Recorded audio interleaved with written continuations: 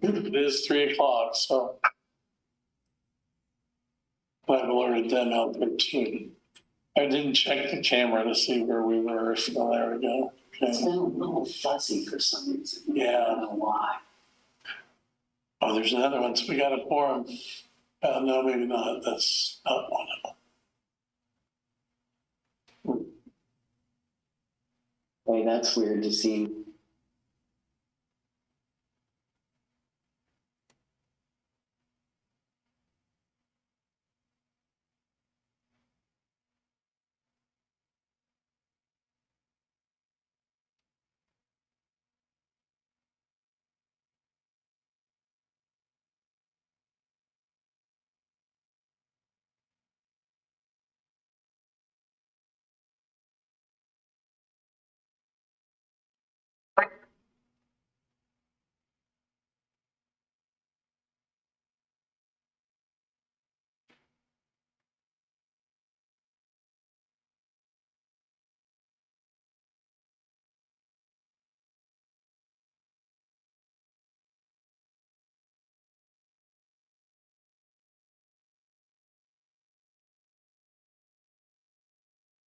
Hello, everybody.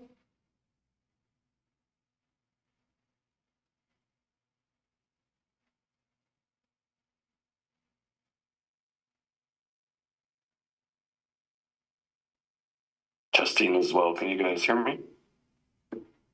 I can hear you. Okay, thanks, Heidi.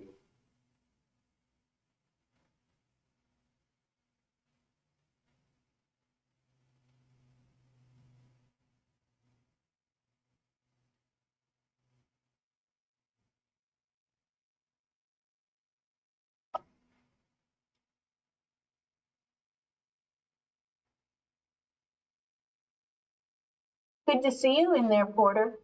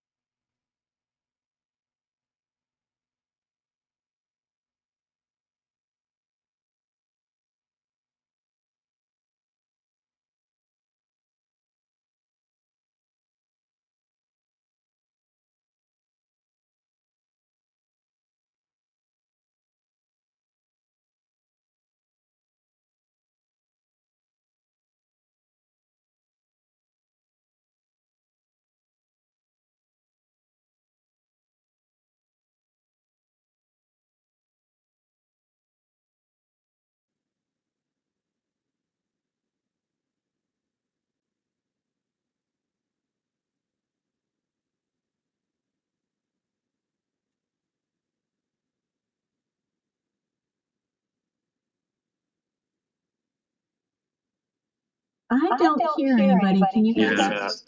I was gonna say if they're talking, I can't hear you guys in the room. Sorry. Okay, somehow I got muted, so we're now. There we go. So I probably need to redo the. Yeah, that's all right. Okay. So Roger just kind of started the meeting and gave background information about the fact that this is being broadcast on YouTube, so everybody's aware of that. And for those who haven't met me, my name is Porter. I'm looking all around. This is great. My name is Porter Arneal, and as of March, I'm an assistant director for Parks and Recreation for Arts and Culture. After being in City Hall as both the director of Arts and Culture and communications director for a while. So I'm back to this. Come on in, welcome. So I thought we would do intros because a lot of people have served on this board before but haven't been on the board. And the board really activated the most last year after COVID. So we're still, happily, we recovered pretty well financially, but we're still kind of getting back up to speed and all this stuff. So if everybody can go around and introduce themselves, and then we'll do the folks on Zoom, that'd be great. Liza McKinnon. Hi, I'm Anthea Scoopus from the Lead Center, Engagement Director there. I'm Tim Metz from the Lawrence Cultural Arts Commission. I'm Joey Plata, Love Garden Sounds. And then Heidi, you want to introduce yourself? Sure. I'm Heidi Champagne. I'm the GM at the Spring Hill Suites in Lawrence. I'm sorry I'm not there right now. I just got off the desk working 7 to 3. And I've been a member of the Transient Guest Tax advisory board for about 3 years now. Right. And Brendan, Yeah, hi. Again, apologies for not being there in person as well. We've been a little under the weather the last couple of days. So, yeah, I am an owner at Lawrence Beer Company and also the managing director of Alarm.com, a software place down on Mass Street. And I think 3rd or 4th year on the board. Great. Thank you all. Really appreciate your time and energy for this. You all know it's a pretty important grant, especially as people are still coming out of the impact of COVID and that type of thing. So we're excited to get this rolling. And I think from that perspective, unless there's any questions at this point, any questions from anybody as to where we are now? So today's meeting is primarily to review the guidelines and make sure everybody's amenable to those guidelines. A little background on the guidelines. This program started back in 2016. It was an evolutionary process. It was really started by the city commission and the city manager's office in response to so many people approaching the city commission asking for funding for different programs. So we consolidated it into a competitive grant program using Transient guest tax dollars. So what you're seeing now is the guidelines are developed over the last several years. Obviously, we took a hiatus during COVID, but these are the guidelines that we've been implementing. And the guidelines tie directly back to the scoring form. Happily, I would say the guidelines work alongside with our new strategic plan as well. So there's room for improvement there, and we haven't done a lot of work in that area, but basically hitting the unmistakable identity areas obviously is something that we're all interested in. And they're all listed underneath there in our progress indicators. So that's where we want to start. And we also want to look at the calendar. the other thing, do we want to see if anybody wants to be serving as the chair of this board? I know that was something we asked last year at this time too. So is there anybody wanting to serve as the chair? And don't feel like you have to, because we were able to run it without the chair. So this board is unique in that it's really geared to, as you see, function purely to administer these grants. So we don't, somebody needs to sort of lead the meetings, obviously we're capable of doing that, but leaving conversation to you also, but we certainly don't want to step on anybody's toes if the board thinks that you all need a chairperson. That's something to discuss and decide. Heidi, you've seen this work both ways. And you saw it with having a chair. What was the last part, Porter? I didn't hear that. I'm sorry. We're talking about whether or not the board needs a chair or wants to elect a chair to run the meetings. And I think you've been on the board long enough that you've seen it both with a chair and with me sort of leading me and Roger leading the charge. Yeah. Right now, if I wasn't, we're shorthanded at the hotels, so I've been working a lot of desk shifts. So I would love to say yes, that I would be more than happy to do that. However, I can't guarantee the time that I would need right out of the gate, because right now I'm working every day this week on the desk. So I think that that's going to change here in the next week or two. And because we don't meet every single month, I think that I could handle that with no problem. Okay. We're actually also talking about whether or not a chair is necessary. Oh, okay, good. Well, Roger, you did a great job last year, kind of leading the charge. So I don't think it's necessary. And now you've got Porter here too, so First of all, tag team, yeah.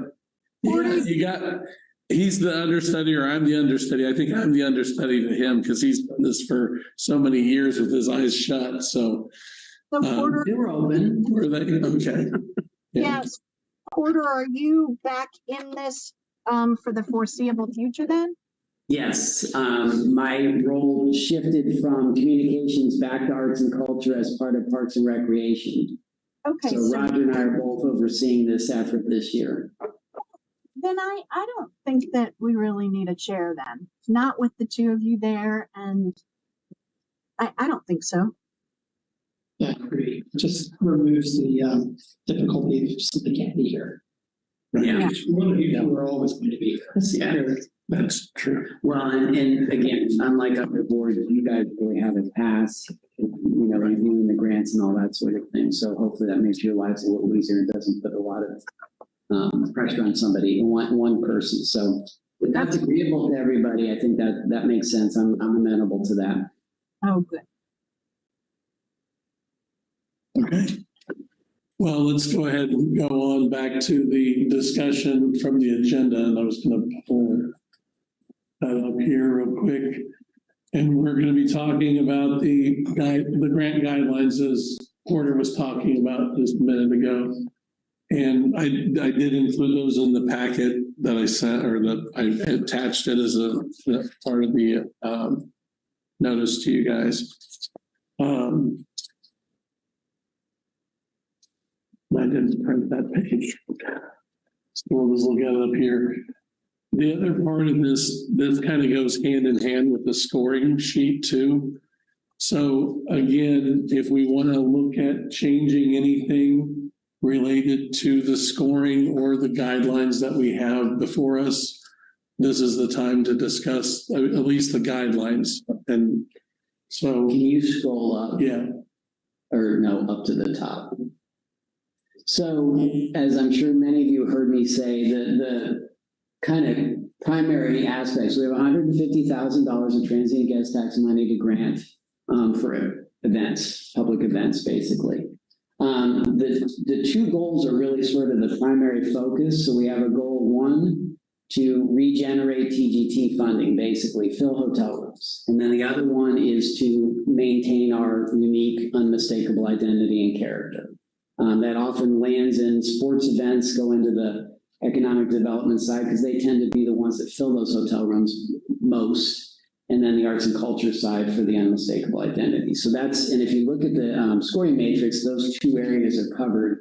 Each of those has three different scoring parts to that. So that's represented in that. And then obviously as you go down through this, that's all the background. All these guidelines also apply. How the program is administered, how the grants are administered, the fact that it's limited to $15,000 maximum per event, or 10% of the total funding allotment for the year. And then it's not absolutely required, but we thought that when we invented this, we thought that advertising and marketing certainly was a good area for this to be focused upon. And so we emphasize that here, that we're looking at, using it for advertising, printing, video, email, web, design, etc. City organizations should be a Lawrence-based organization with events and programs held within the city limits. So that doesn't mean an event can't be led by somebody outside, but it has to be done in Lawrence, like partnerships. And a lot of this falls on your shoulders to decide, is that enough? And that's part of your job. What else we have? Can I ask you a quick question? Yes. In regards to the advertising, print, video, et cetera, noted there, does that go into the scoring numbers? Or is that just something that, like, if somebody applies and they've gotten all that covered by something else and they want it to, it's a great event, but they want to put the money into another area? Is that something that we take as? Yes, so part of what we really wanted to do is we recognize that you all have expertise in various areas and everybody wears different hats. So allowing you all to be that filter, you'll notice that a lot of the language, and this is always tricky in bureaucratic situations, we use a lot of should, may. So it really does come down, and something I'll add, and I guess most of you have been through this once, right? Did you go through this? Yeah. Okay. So we did come up with a unique score sheet that I worked on actually with an Air Force intern. And what that did is, instead of just doing the scoring ranking process, it gives you the scoring ranking, but it also shows you your standard deviations. And that helps put a color onto certain programs to say, do you want to talk about this? Is there something here that we need to talk about? It either scored really low or high. Is there something you all want to bring to the table and say, you know what, this is a new event and I can see why it wasn't scored highly, but I really think this is important. The other thing I'll remind the board is that early on, we decided to help promote newer events. We were only going to allow events to get a grant for 4 years consecutively, and then they had to take a year off. Because of COVID, we never had that opportunity. So that's a debate as to whether that should be reinstituted. I don't know that I don't think we can reinstitute it for this round per se, because people are still recovering. But that's really up to you guys if you think something along those lines. That's a dilemma too. That kind of came from my background in grants work. Ideally, you want people to wean off of the grant. Right. But we're also not a city with a lot of corporate sponsorship and other things. So I'm sensitive to the fact that a lot of these programs really do need this grant money to survive, frankly. So it's a delicate circumstance. I would imagine too, the 4-year hiatus would be something that would already have been announced, wouldn't you think? Right, and we did, because that's still nebulous and we're still sort of recovering from things we didn't do. So we might have that conversation for next year. Yes. Okay. Yes. And the good news too is that we have taken on, actually last year, you all gave money to everybody, if I remember correctly. There was one that didn't. And so, that was an interesting approach, and it made sense after the pandemic. But I would say now coming back and who's doing what. But the good news is we have brought on, I always highlight Freddie Gitt, who's just brilliant. And he came to this board several times and didn't get funding. And finally he got funded, and he's been on this for his powwows and stuff. So it does happen. It's not to say that it's always going to be just the signature events per se. The other thing I'm thinking right now is Kim had sent us the board member from that committee that had. Yeah, we should. So Peter Bobkowski was on this board. He was also on the Explore Lawrence board as a KU athletics representative. He took a job somewhere else. I can't remember where he went, but anyway, He was in history, or he wasn't athletics, but I thought, no, you're right. well, like Communications. no, I think it was history. Okay. Yeah. So Sorry. theology, something is here. Okay, well, he probably let her in. Anyway, sorry. No, sorry, I was confusing him with somebody else. Anyway, he was great. He was on this board for a long time. He was on Explore Lawrence. So he offered some remarks, because obviously he didn't realize until he actually was leaving that he was going to have to go off the board. So we thought we would, as somebody who's pretty seasoned, we thought if you guys are willing and think it's appropriate to bring his remarks and thoughts. Can you pull them up? I'm trying to pull them up on my phone, and I should have. Are they printed them on the off. agenda? No, they were part of Kim's email that she sent to us.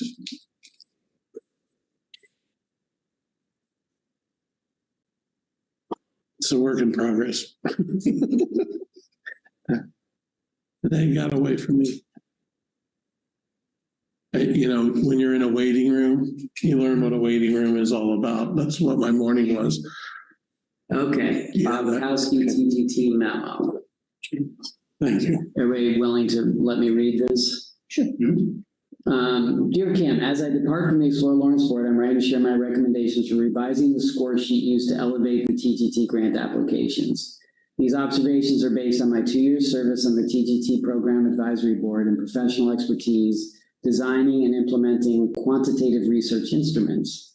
With revisions that align the score sheet to the city's TTT grant goals and strategic plan, the score sheet can become a more effective tool for assessing grant applicants and appropriating TTT funds. To review, here are the 5 categories and 9 items the current score sheet contains. Economic development for a total of 25 points, community and cultural development for 20 points, organization for 5 points, leverage for 5 points, merit for 5 points, with a total possible score of 60. And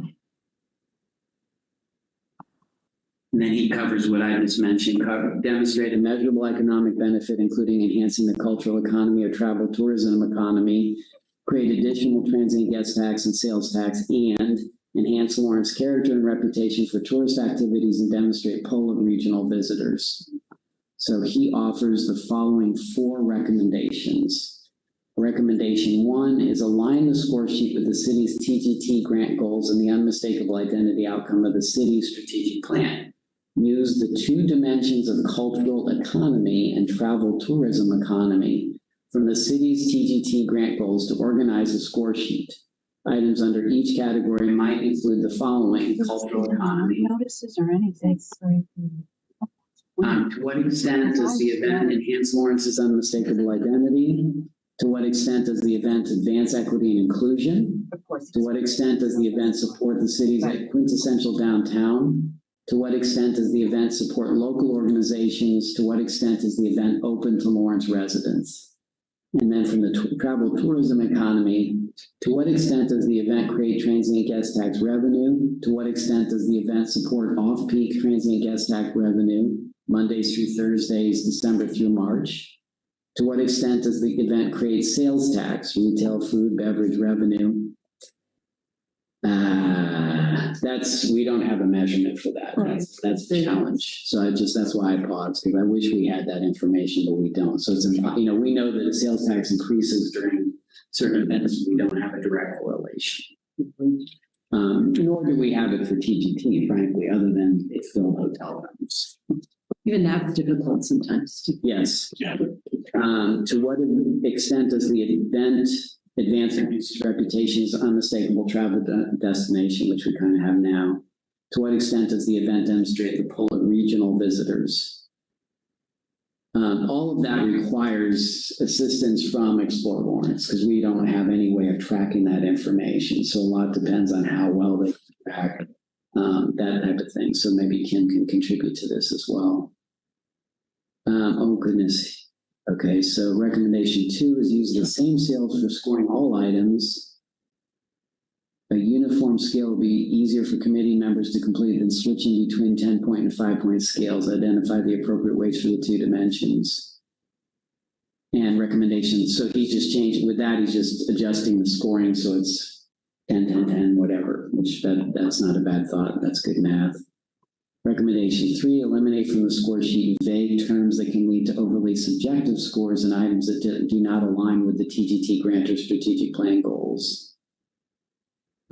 Overall economic benefit, cultural vibrancy, community benefits. These are the things he's calling out. Signature event application, quality, leverage, and merit. And then recommendation 4, align the TGT grant application with the revised score sheet. This would require adding fields to the application that match new scoring criteria and eliminating fields for which this score sheet will no longer account.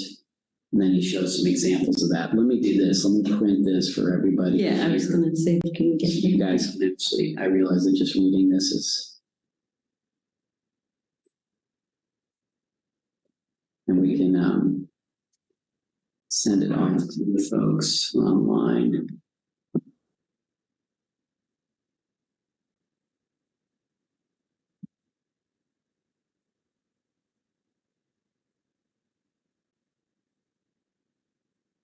I don't think I have. What I'll do is I'll send it. Brendan's. Can you send it to Brendan and I'm just gonna send it to everybody, so you'll get it by email, but we'll print a copy too. Let's see. It's Just a second. Technology, gotta love it. Right? That's what they tell me. Some days it's better than other days.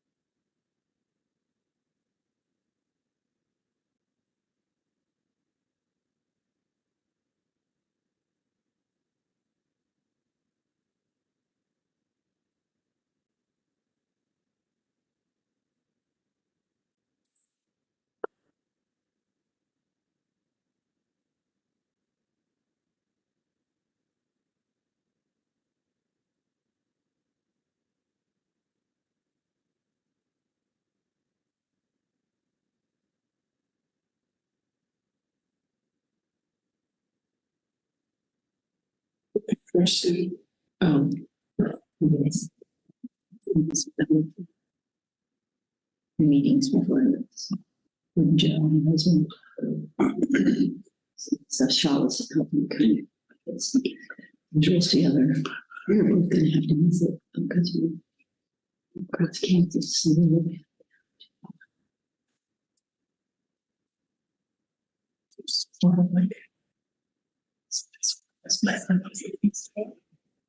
Choose a choice. Let's do something very strange. So let me check, but this is what it said. I think it's missing part of the age. She was perfectly back.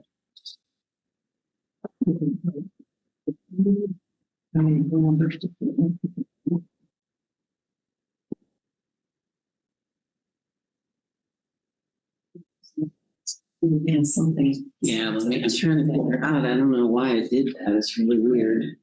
Okay, so it has the first page, and then it has the second page. And I just sent it to everybody, so you should have it. And then it has the third page.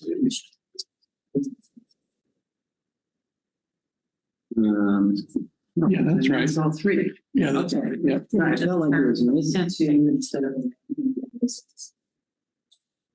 Yeah, it is. And I think he was referencing the question. That was, Okay, so his document was 3 pages, so this is right. Okay, sorry, I was thinking it was missing a page.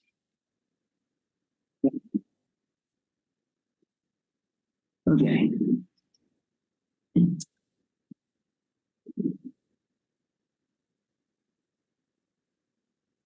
I'm going to go back to the agenda just for a second here. And I guess, do we want to look at the guidelines and get approval there, Porter, first before we move on to the score sheet? Or are they in tandem here? I don't know. I kind of think, I mean, the way he's couched this is start with the Score sheet. score sheet, and then we have to make sure the grant guidelines align appropriately.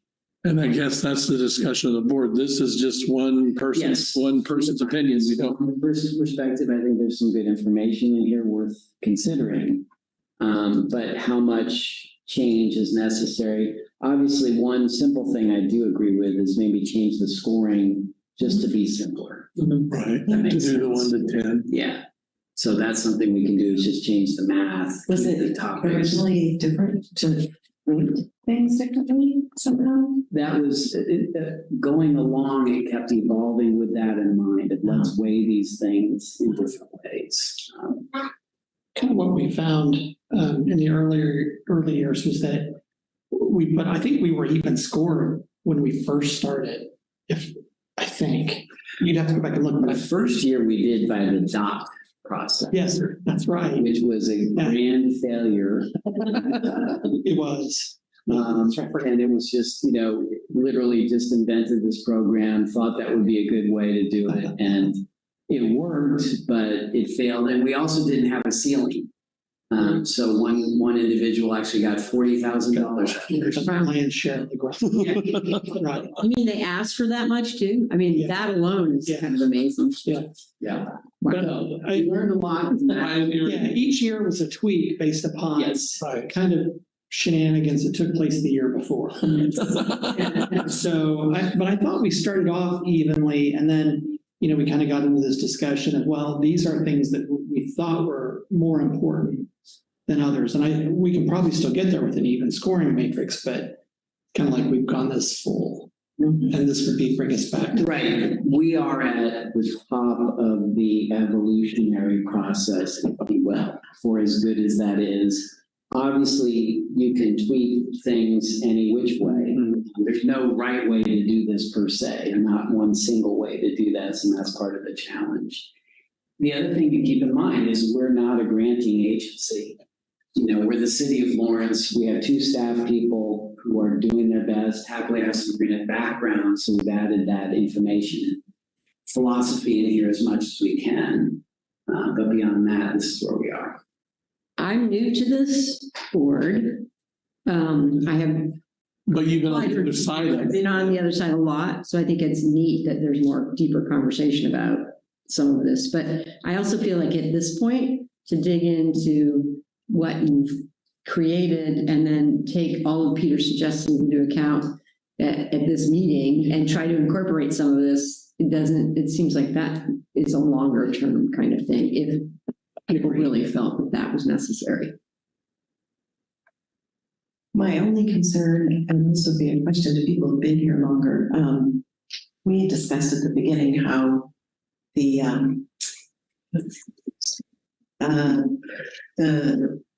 sports programs bring in the actual dollars, and the arts programs bring in the cultural sort of economy, but it's not, you can't count it.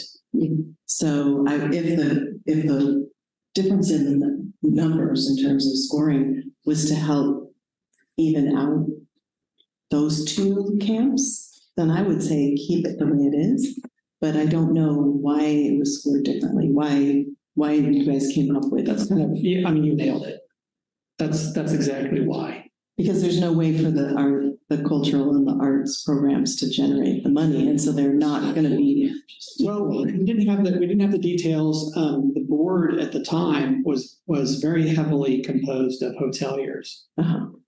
And so there was a slant towards those events that really drove hotel beds at the expense of artistic events. And so, it felt like at the time, and correct me if I'm wrong, because, I'm getting old, but it felt like at the time we were trying to make an attempt to balance that, because what we started getting was, and it's allowed, but multiple applications from basketball events. Mm-hmm. And they were all for profit, and they were overshadowing the smaller things, many of which have, since we've seeded them, become pretty cool events, right? I mean, over time. Mm-hmm. And so there was always this desire to kind of protect that little part, do both, but have some guardrails on it, so to speak. I don't know, is that fair? Like there's two different goals, it seems to. Like one is promoting the Lawrence's unmistakably identity.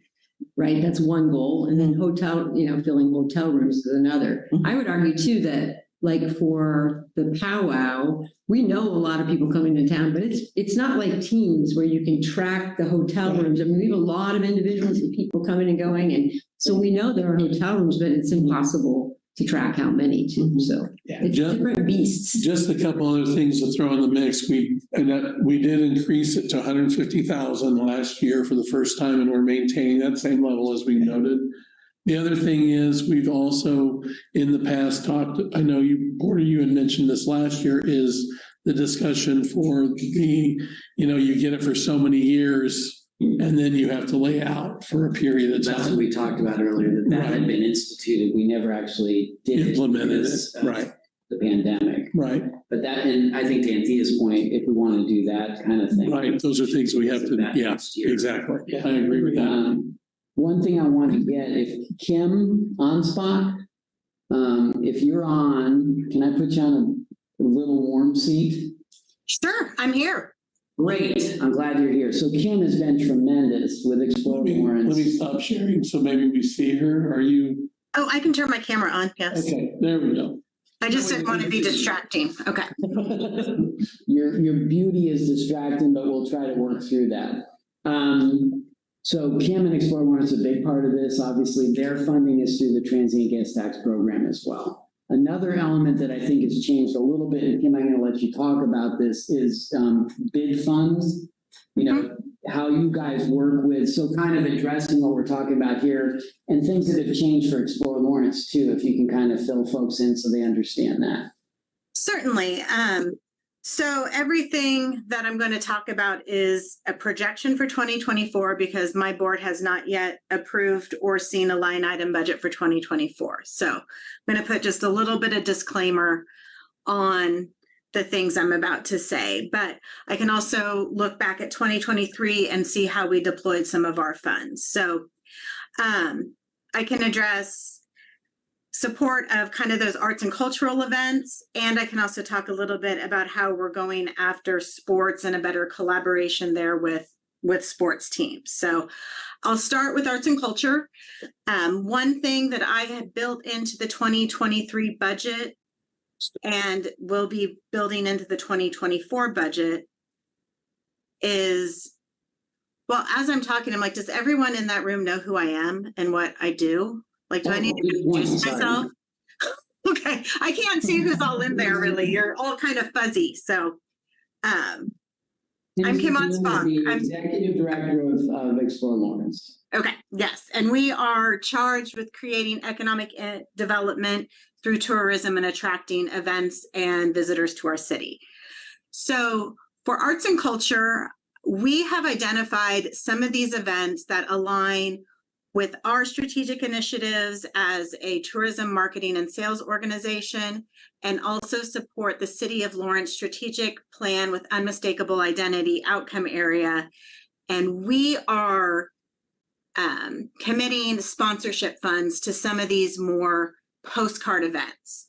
So the ones that we supported in 2023 are things like the Free State Festival, Juneteenth Festival. We gave them, and all of these sponsorships are really between, I'm not prepared with numbers, but I believe the highest we've gone is 2,500 and the lowest we've gone is 500 in 2023. So all of these sponsorships would range that amount of money. So the Old Fashioned Christmas Parade, Juneteenth, the Busker Fest, and what we're doing with that is we're purchasing marketing sponsorships that get the Unmistakably Lawrence brand in front of eyes, and also give that event resources to better market and better support their operations. So that's how Explore Lawrence is trying to help with some of these long-term legacy events that we know are important to our cultural identity, may or may not increase transient guest tax collections. So that's one pocket. On sports and other events, we now have instituted a bid fund, and we also have an incentive fund. So the incentive fund is part of my operating budget, and that can be deployed by my sales team to help incentivize meetings, events, and sports teams to come to Lawrence and utilize our spaces. Our bid fund is separate from that, and that is intended to be a fund that is allowed to grow year over year and gets us into a playing field where we can go after larger events. The reason that is when we're looking at events like the 2017 Junior Olympics, it was $35,000 just to sit at that table and ask that event to come. So that's a really large amount of money to bid on these events. And byproduct of those events is they will bring in 6,000 people into your city and fill up hotel rooms in Lawrence and Topeka and around. So that fund requires a board vote to deploy. I do not deploy that without the board, and we have a separate score sheet that we use to make sure it is supporting our economic development goals before we deploy those bid funds. Kim, this is Tim Metz. Yeah. Do you have, we know your budget's not final, but I have two questions. One, can you kind of give an idea of scope on those? And then for like the bid fund, incentive fund, you kind of have some maximum amounts that you would work for each request? Just kind of wondering to know how that gets farmed out. So Tim, for the bid fund, it is a per event basis. I'm happy to share our guidelines for deploying that with you if that's helpful. But these are going to be things like we did the first deployment of our bid fund, which we first received for the 2023 fiscal year, is for the National Fishing League. They're going to bring 2 fishing tournaments to Lawrence, one in the spring of 24, one in the fall of 24. That is a $25,000 bid fee over that time period that I'm paying in installments. But that's going to bring in 2 separate events with national coverage of Clinton Lake. We can sell sponsorships for that to recoup some of it. And it has a measurable economic impact by utilizing the Explore Lawrence sales team to help create room blocks and track that the people that we are giving this bid money to are indeed staying in Lawrence. And then from that, we have a tool called the Economic Impact Calculator that is an industry standard for destination management organizations that we can estimate the economic impact. Of course, that's all formulaic, but it is our best guess, and it's a national association that governs people who do this work. So it is accepted as a standard nationwide. Okay, cool. Thank you. Yeah. And then the incentive fund, Tim, is different. And that I have an incentive guidelines that my sales team creates. And that is based on the amount of room nights you're bringing into Lawrence. And then we will give them a rebate based on how many room nights appeared into Lawrence. So if you're bringing 200 people in, you stay for 2 nights, you've created 400, you're going to get $1 to $2 back for each of those room nights that actualized. We want to make sure that anytime we're incentivizing that directly, if it's not a marketing sponsorship, which is another thing, that we are having a measurable return on investment of those transient guest tax dollars. Great, thank you. That's helpful. Okay. Thanks, Kim. Absolutely. And I want to make sure Heidi and Brendan, if you have any questions or want to engage in the conversation, please do so. Thank you. Sometimes we forget Zoom. No worries. So do you want to put the score back up? Oh, yeah, sure. Everybody can see the score and see where we are and see if, with this added information, does the scoring seem like it fits? Do you want to change the score points?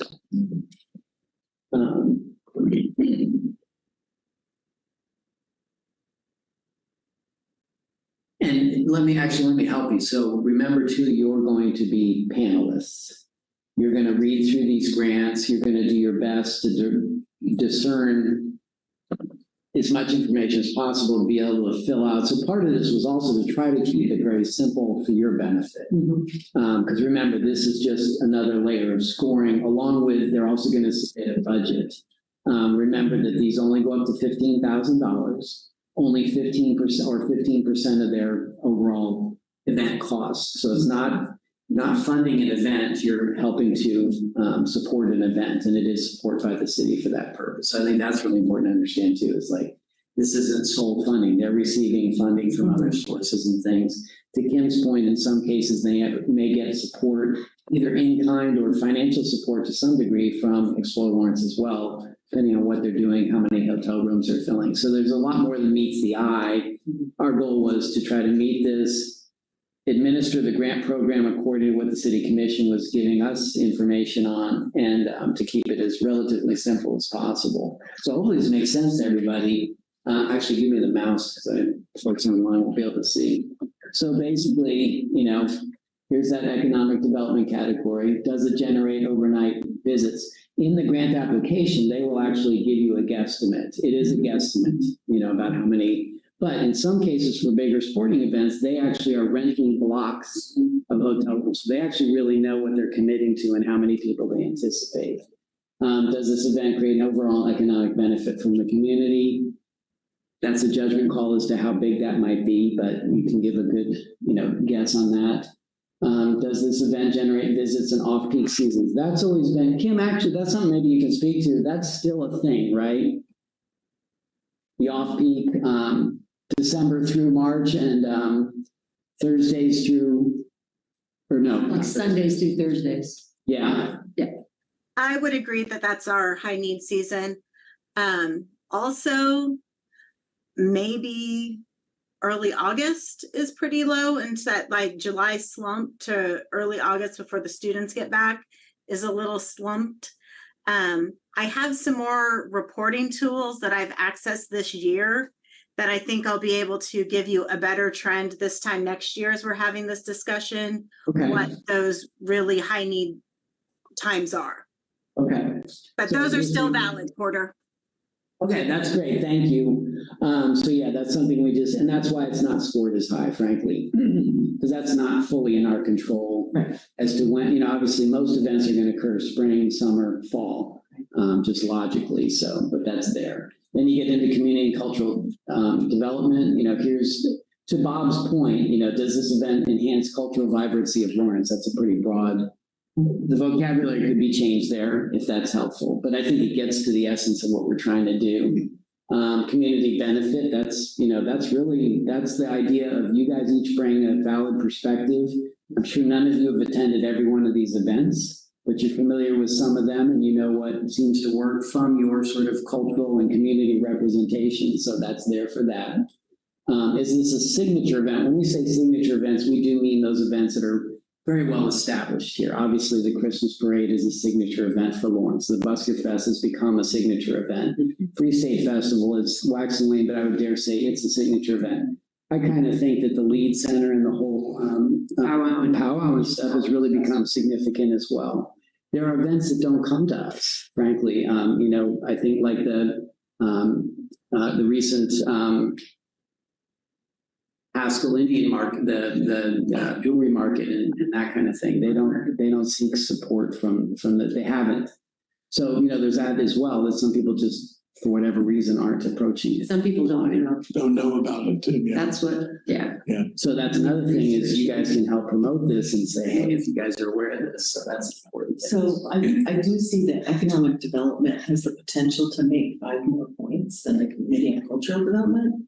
And that the green is like it's not going to have those big high numbers with the overnights. So my one suggestion would be like equalize at least those two, because that's basically where we have the separation. It's almost to me like you want to remove the score on the off-peak seasons. If you were going to normalize this, because the economic development is 5 points higher. So that would be one thing, is just remove mouse. Because there's no equity in that, right? Remove this. Right, because that applies to both equally, in my opinion. That's true. And the thing is, as we discussed and we put that in, we're getting so many events now that there's a practical reality that you're guided more by the community calendar. Than by your own personal whims.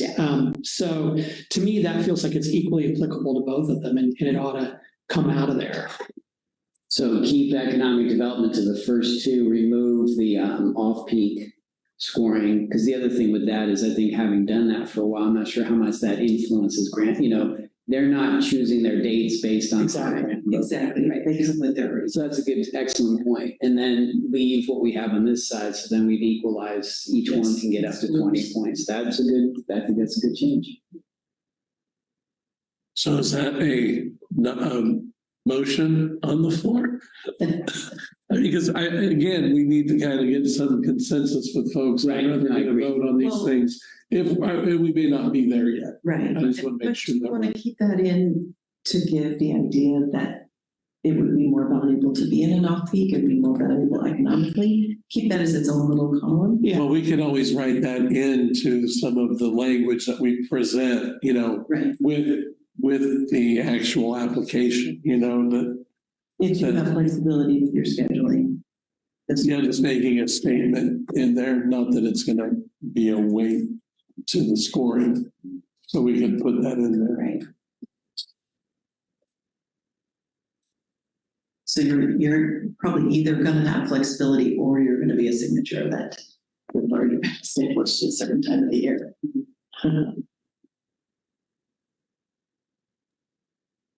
I would think that if we're thinking about moving or lowering the grade on the generating off-peak seasons, I'd like to see that in something, I think, because even if it's just something that the candidates are aware of, because if they don't know what we're looking for in off-peak seasons or months or weekends, weekdays, that kind of thing, then those that have the ability to be flexible on their events, and maybe they can't be, but those that are flexible, I think should be weighted a little heavier on off-peak, bringing people in when we're not busy. I mean,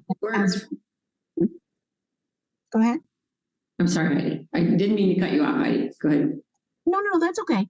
I was just going to say, because typically we have mom's weekends on the same weekends as, other things going on at KU. And, it just seems in this particular situation, this past weekend was a nightmare at my hotel. Because of weekend, dad's weekend, a game. I mean, it was just like everything all at one time.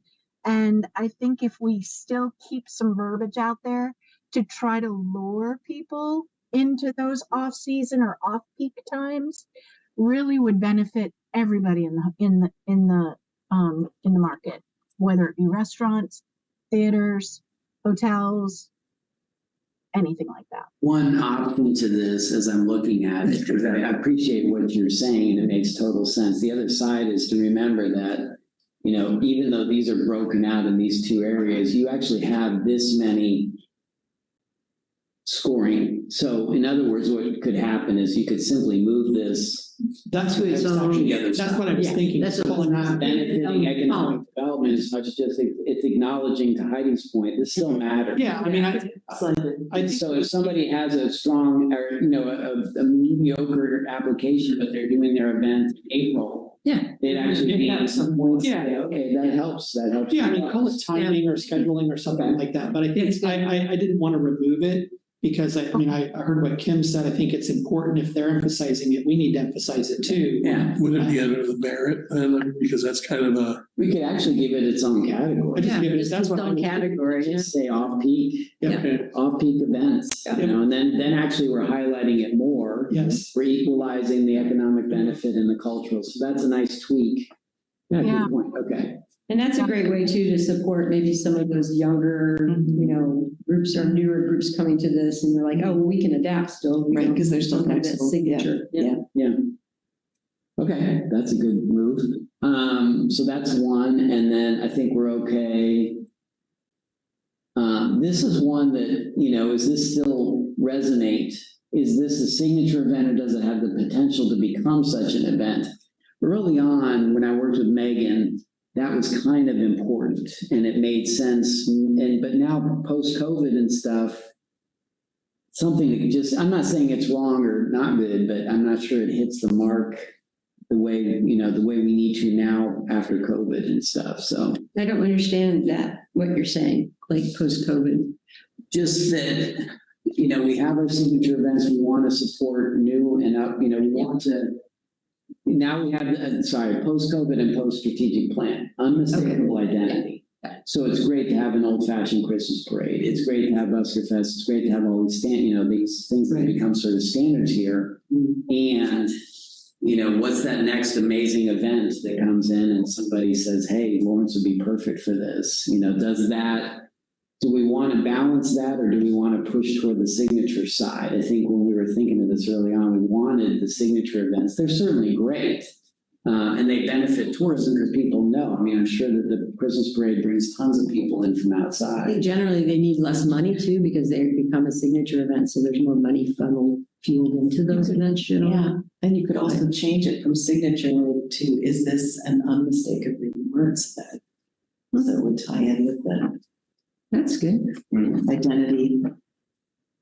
And then, maybe there's a link to the indicators to say what that would mean. When I think of signature events, at least as we've been throwing the word around Cultural Arts Commission and other places, that, at some point in time, an event becomes so important to Lawrence and so part of our identity, part of the use of the word there, that, there may be time to start pushing the city to including some line item specific funding for those events because they drive so much economic development here. And so to me, that takes it out of the realm of this, right? And I know when we started, it was always, the discussion was, well, can this be something big?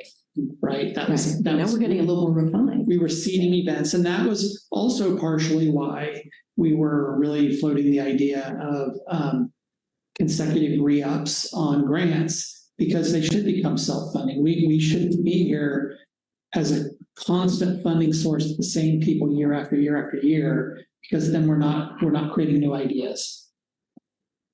Those people should graduate from this. So 2020, this didn't happen. Did it happen in 21? We didn't do it in 2020. We didn't do it in 2021. So 22, 23, 24. Yeah, 22 was the first year we were able It started at 22 for the 4-year. I probably would, because wasn't it a partial funding that year, or did you fund it 120? Do you remember? It dropped down to 120. Yeah. I thought that's where it had been. No? No, it started at 150. Okay, okay. And then It dropped. pre-COVID Okay. budget-wise, it dropped to 120. Oh, I think we did. you're right. Oh, yeah, you did 120. Okay. Yes. Then it went back up. Well, this year technically is the first year it's really been. Right, stable. Yeah. Yeah, it's been 120 for the last couple of years before this Yeah. year, so it's great. Hey guys, one last thing on the off-peak seasons. We might want to throw some verbiage in there as well for Sunday through Thursday, just as an additional lure. I think that's in the guidelines, but it's not. Yeah, I got you. Thanks, Heidi. Yeah.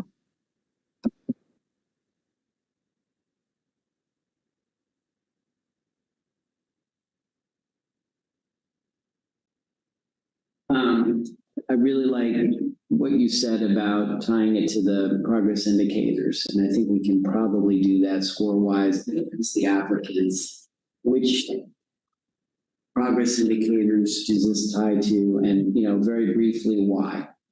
Let them articulate that. Some will figure out sort of the academic approach. Others will have a more heartfelt, this really hits this really hard.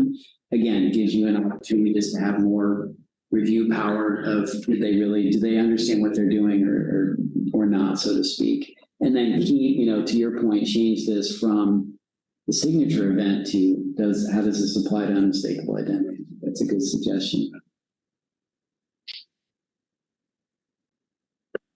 What we can do is, once we get through this, maybe ask for, I have consensus. I don't. Right. Well, I'm more for getting it down. I want to have at least a vote on all the changes, because I want to make sure that it doesn't look like, So basically, the thought is to change this from signature event to unmistakable identity event, and make sure that we change the scoring, the application form accordingly. Yeah. So how does this tie back Either a to? link or actually. Right. That. Yeah, you can do. Include the definition, sure. Yeah. Okay. And then organization, this is sort of a generic, do they seem professional enough to be able to actually pull this off? So, and this shows up in their application: quality, completeness, organization, clarity of application, supporting documentation, letters of support, and in-kind. You see a lot of this in their budget. It's super important. But yeah, in their budget, you can really tell if they've done this before, or are they really good intended with a big heart, but this is new. And then leverage, does this event have other financial commitment and supporting resources? The idea of, are they pulling in other dollars? A lot of these rely a lot on in-kind. We know events take a lot of energy anyway, so kind of relying too much on in-kind can raise a concern. And then added points for strong projects which align well with program intent and which you are confident of success. That's really for you guys. If you read through one of these and score it but you're like, you know what? My gut says there's something here, then it gives you a chance to articulate that and throw that extra 5 points in there if you want, up to 5 points. So what we'll do, all right, so. Yeah, let's go back through this, because I had moved the scale to 1 to 10, but that you just said 5, so I don't know. No, so number one, we should take this out from under economic development Right. and give it That a. was my number 2, move off Oh, peak. sorry. Which one are you talking about? Well, originally we had talked about changing the scoring to 10-point scoring. Is that what you guys had talked about? Well, that was what was in the email, and we kind of bounced a little bit. Are we back to because you even were talking about the ones, because it's by taking out the 5 Yeah, there, It does equal them. it does equal it then. Okay, so we're, happy with the way it is. okay, Me too. so scoring is off my mark now. By shifting this, kind of. Right, we shifted it, so it's, Yeah. okay. So move off peak from the economic development to a standalone category. And then I had changed the signature events to unmistakable identity. And then also with the indicators being in there. The progress indicators how does it move the needles that we need for that? Those are the things that I have. And then also under off peak, make sure that we have Sunday through Thursday aligning with that as well. I would make a motion that we incorporate all the changes, just eliminate Roger into this year's scoring matrix. And I will make it into a nice verbose. Yeah. And there's a second. Okay.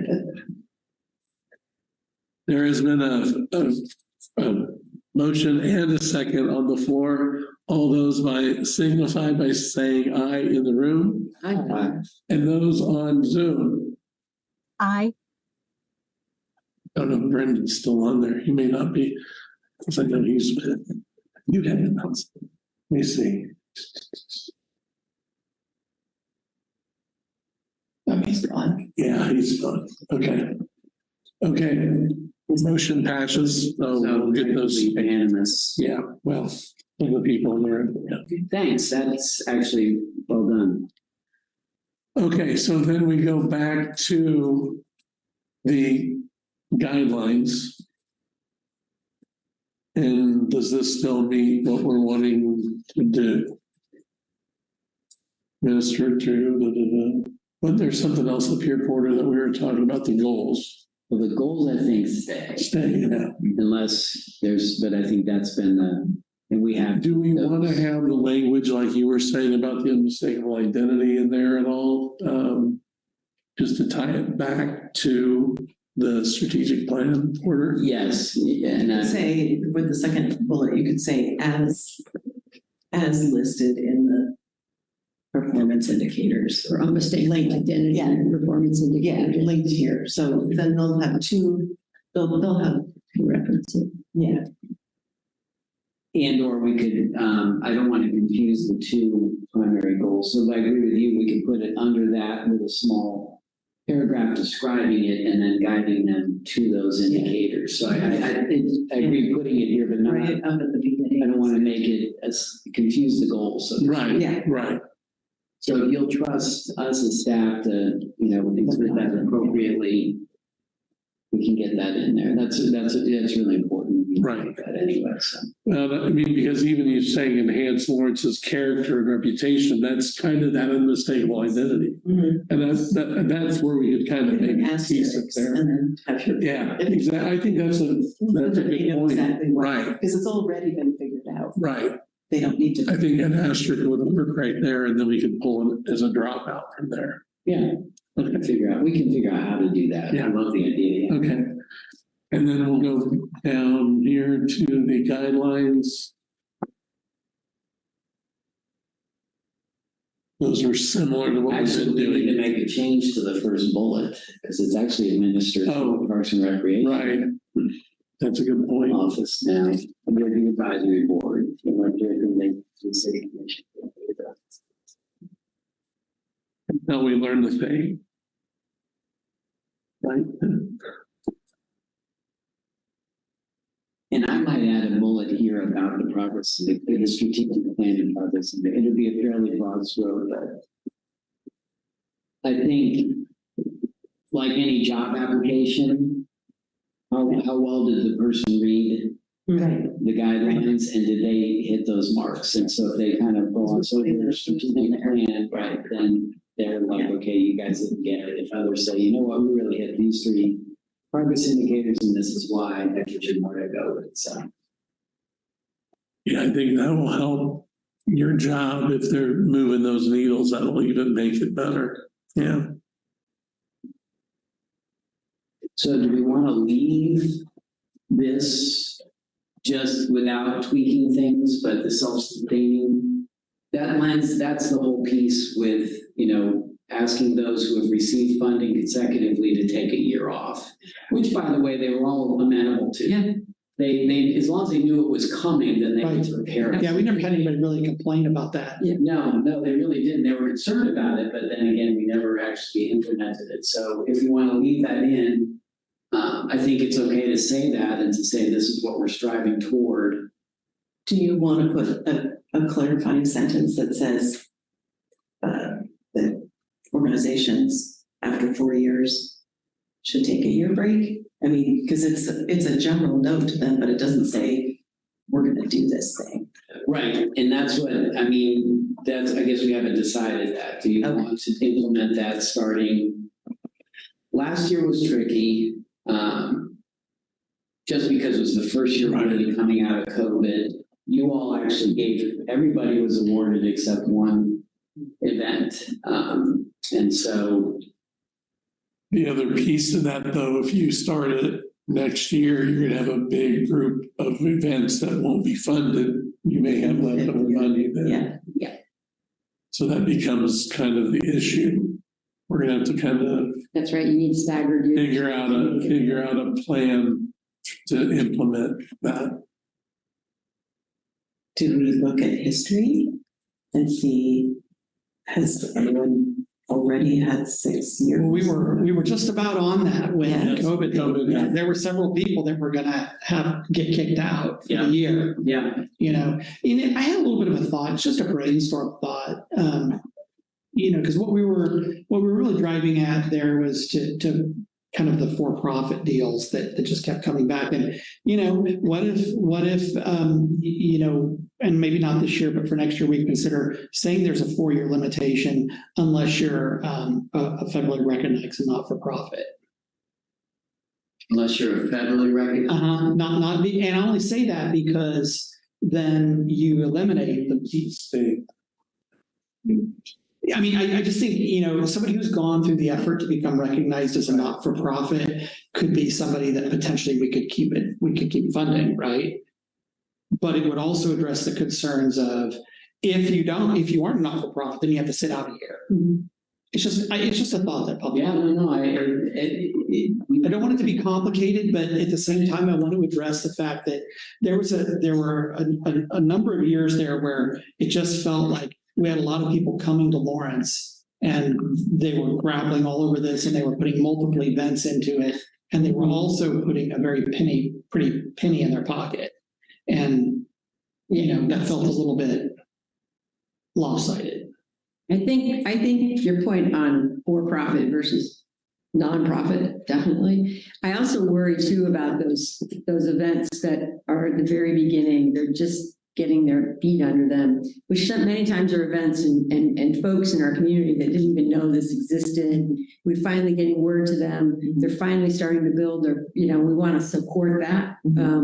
That then, year 4, that could be a time where, okay, we're just really getting it. And that $10,000 or $15,000 will really make it. So I don't know. I mean, I think the not-for-profit definitely that makes sense, or for-profit makes sense, but it would be interesting to explore and something maybe that isn't easily solved now. But yeah, I don't think we'll change it now, but I just wanted to throw that out there as the thing that I noticed with the LLCs that we've had, they're mainly the ones that bring the basketball tournaments and volleyball tournaments to town. Yeah.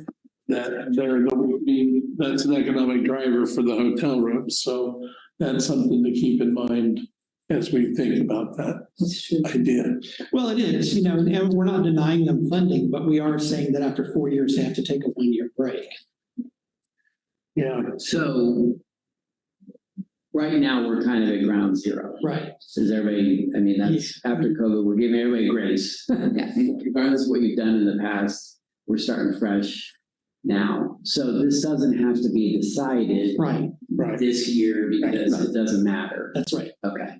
But I would love that this conversation with whomever, Yeah. the staff continues so that you're ready to roll, because then you do still get back to that point, Roger, that if you start it with everyone next year, then you're gonna have all of these people rolling off Well, I at the think. same time. There's gotta be a way of staggering the years and all that. I think it goes to when we do the interviews or the presentations, we basically highlight that statement there that we have, that the board would like to see this process, so that you are self-sustaining, so others can utilize the fund or something to that thing. That way you've voiced it to the applicants as well as having it written, because a lot of times I've been hearing people that they don't see that in the document. So to me, having that voiced at their presentation time might be good to do. Did we, last year when you did this, did everybody get funded 100% or? No. It could be that, No. It was a unique, but did some get funded 100%? there was one or two. Oh, some people who asked for just a little bit got funded. So 100%. that could be, just as a point of discussion, if you wanted to stagger, so you didn't have a big group of people off, the clock starts ticking for 100%ers. And if you didn't get funded 100%, your clock doesn't tick maybe until you get funded 100%. I don't know, but that would be a way to put some natural separation in there without all of them coming off at once. There were so many wanting money that I think it was maybe 2,500 that one little startup asked for, and that's why they got 100% because they just asked for this. Those are Zine Fest. Oh yeah. I hope they really. Yeah, so you don't want to punish them. Yeah. I mean, it's a small budget thing too. Yeah. That's a big. This is, I think, something that we should discuss later. One, I think, and I think it's giving it a good chunk of time. Yep. To what's the true intent? Yeah. How realistic, because that's always where I go to, is that if you're asking somebody to do this, and of course, no two events are the same. I mean, that's the other challenge we face, is a volleyball tournament, it's not the same as a free state festival. So thinking through just a little bit, what's the impact? So if X, Y, or Z doesn't receive funding in 1 year, how are they going to do that? Or are they going to go get funding elsewhere, maybe? Or do they have to cut back on their program because they just can't afford? So again, I think it's okay to do it, but just careful to think that through. And to your point, maybe the nonprofits get some sort of just some, whatever. It's an interesting conversation. So what I would suggest we do too on that topic is, I know I said that let's meet in June, and then I had, this summer was crazy because Porter had come over in March and we were trying to get reestablished, and we had Summerfest and all these other things. So I wasn't able to get the meetings. But what I'm thinking is, after the city commission approves it, convening the board again to kind of go through this, seeing if they said anything to the scoring or anything at that point, bringing it back to the board and having those more meetings, discussions, so we can come to some pressure in all your. Yes, exactly. well, new members will get a chance to go through the scoring matrix and just see how it practically has worked. And Trying to remember too, do grantees get a chance to just give feedback on the whole process? And because that might be interesting to let the folks who received the money and didn't, but just to give feedback, because some of it might just be basically complaining or but there could be some great feedback. You've experienced this a lot.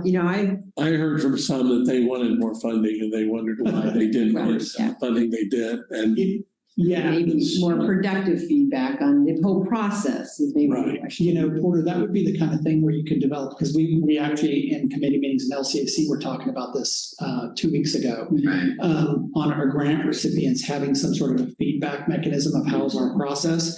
Maybe as the follow-up report, there's like 5 questions in the follow-up report that they need to answer. Or even a separate survey. Just something so we know. Right. Just get that feedback. I think it's important to that. And I think if you've done it, if you've done it a lot, if you've done this grant a lot, you do have like questions and feedback and. Yeah, no, it's all, I think this is definitely worth, let's have a meeting early next year. work on some sort of, it doesn't have to be a really complex survey. It's just, what did we do well? What could we do better kind of thing. We could probably find that through somebody else. But that could give you information to start tweeting. And I feel one sort of goofiness in this whole thing. If the committee structure changes, this may no longer fall into this board.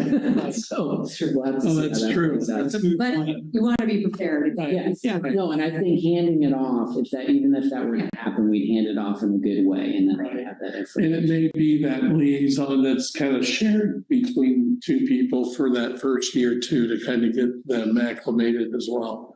Okay, so from the guidelines, Heidi, did you have something? Yeah, sorry. Hey, so a question. So back when I first started with the TGT board, I was under the understanding, and I'm sure it's still the same way, but we don't really talk about it very much. But when people are granted their TGT money, at the end of their function, event, whatever it is, they're supposed to submit expenses, or return on investment or anything at all like that, right? They submit a final report that includes all that, yes. Okay, so are there ever times that the people that are receiving these grant funds do not follow through at the end of the event? So yes, there are times we have to chase people down and remind them. But I will tell you that while I was administering this, if they hadn't gotten their final report in, then it's very clear in these guidelines that if you don't submit your final report, you're not eligible for a grant the following year. Okay. So everybody that's done this has had to make sure that report got in.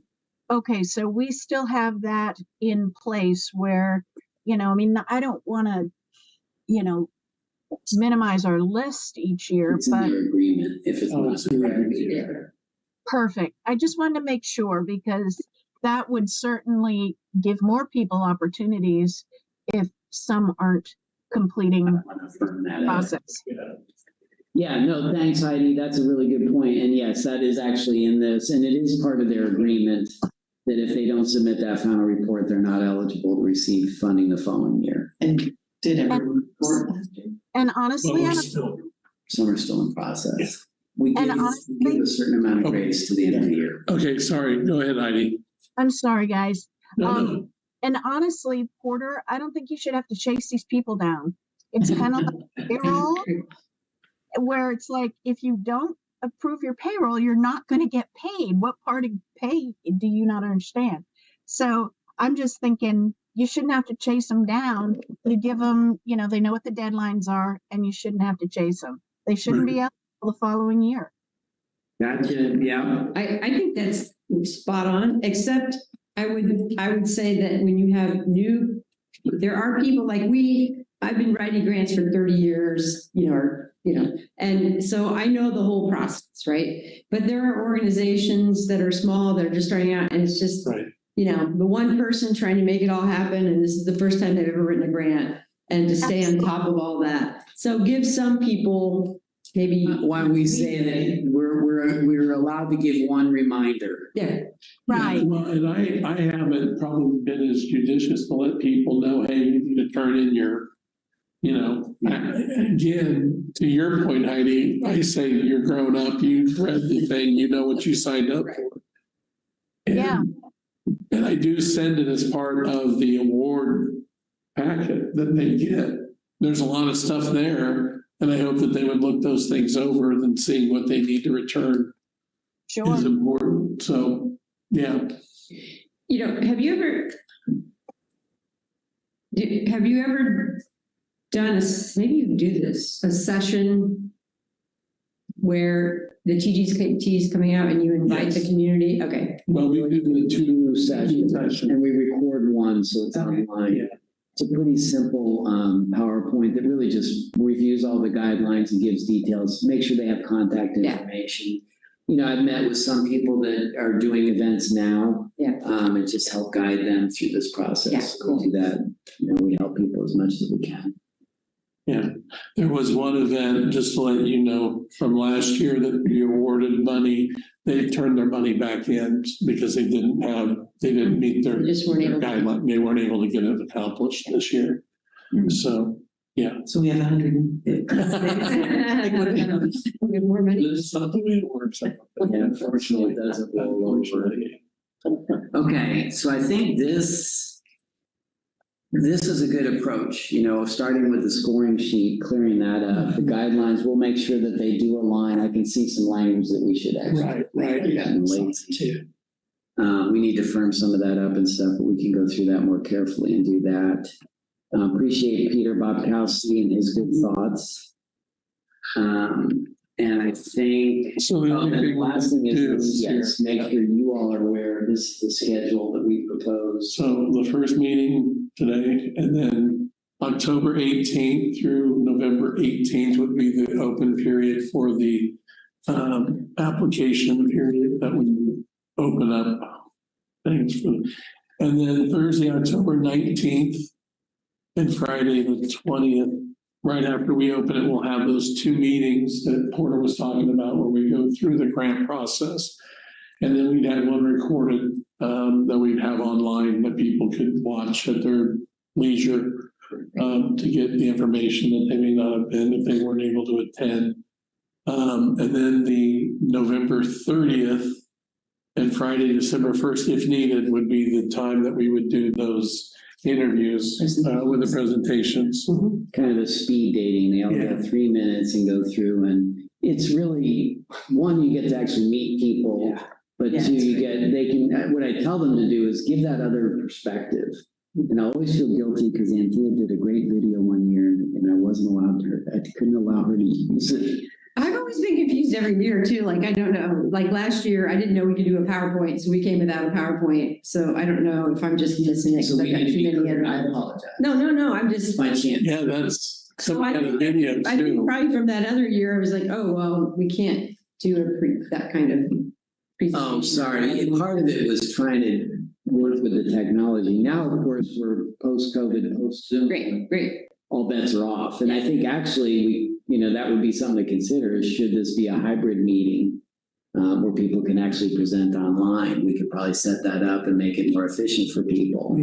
Something to think about. Then you get into, I start thinking, am I better off to be there in person so they see me, but that's a judgment call.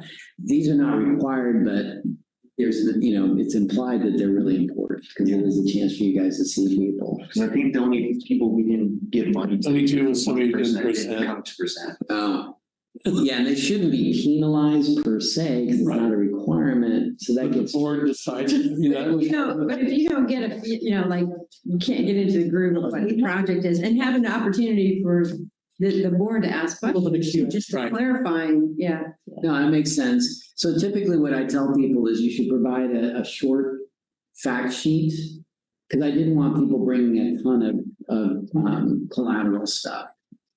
So one short fact sheet that whatever you didn't say in your application that you want to tell the board.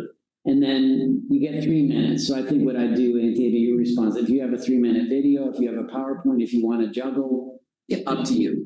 But you get 3 minutes. Yep. Cool. And if you guys are amenable, the city in itself to allow for more interaction and engagement, all of our meetings are hybrid. So I think in a way it probably makes sense. And frankly, if anybody was sick or something else, then at least you can, join the meeting as well. So we have better attendance all around. So if everybody's amenable to that, we just have to figure out and probably book some room for that purpose to allow. We usually do the Carnegie, but that's more than enough space for what? for the speed dating. We did that in City Hall last year. Last year. Okay, well, that would I think we should totally do hybrid. I think at the end of the day, that might just make it a lot more efficient, because Just doing it all by. you're shuttling the people in and out. So if you've got some live and some remote, you're just kind of going. You've always got somebody there to Right, present. exactly. Yeah, that's. They have to go in order per Yeah. schedule because it wasn't like I wasn't going to let somebody present. Right. So I think that would be a little more efficient. Okay. So is that, let's have somebody make a motion to that effect, and that way it's you guys driving the train and not us. So wait a minute, should we go through this and make sure this is all? Okay, yeah, okay, so then, okay, so what you're saying is that the two meetings, Thursday and if needed, Friday would be So that, actually, that's no all change. via Zoom, well, No, I'm saying it's hybrid. hybrid. So it can be in person. Either way, both. Right. Okay. And then Tuesday, I would need the scores back from you or to Porter, depending on, yeah, I mean, that's fine. And then Friday, we would meet to look at the scoring and award the, or make your recommendations to the city commission as to how the funding would be allocated to the applicants. And then it would be part of the December 22nd city commission. 22nd or 21st, I'm sorry. So does anyone have a problem with the calendar? Nope. Because I would move, if nobody's got a problem with it, I would just move that we accept it as presented. Yeah. And that'll cover the hybrid meeting and all that. Yeah. Right, okay. Good with that? Yep. Okay. It's been it's work, so I appreciate it. And that way you guys can put this right on your calendar to make sure you can all these things. So everybody in the Second. room said, okay, second, okay, everybody, aye. Heidi, I, okay. And Brendan, if you're back on, no, okay. Okay, motion carries. I'm a little more formal with my meetings. No, thank you.